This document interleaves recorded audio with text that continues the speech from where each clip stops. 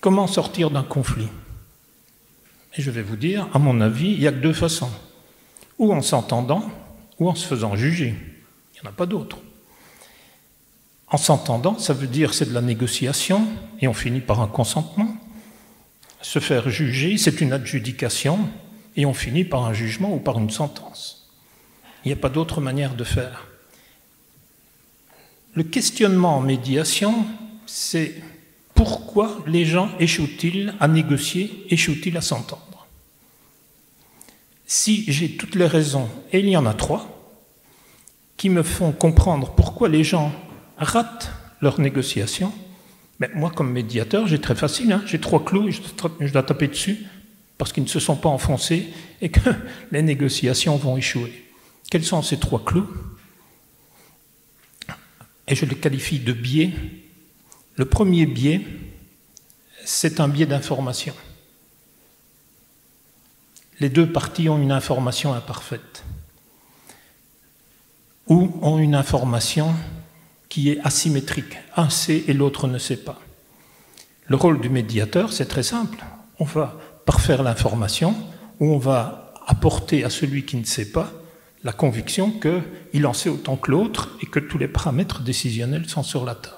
Et ça, on peut le faire en médiation. Le processus qui correspond à ça, c'est un tiers-avis référentiel.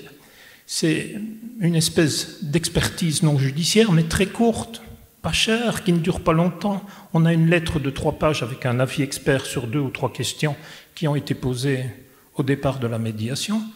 Et une fois qu'on a ça, ce n'est pas un fait qui va démarrer l'adjudication par le juge, c'est simplement une recommandation sur laquelle on va négocier, à partir de laquelle on va renégocier. Biais d'information, biais cognitif, biais de rationalité ou biais émotionnel. Alors sur les biais émotionnels, on pourrait prendre des exemples. On parlait de liquidation successorale le matin, ce qui est un contentieux classique, où on mêle de l'émotionnel à du rationnel.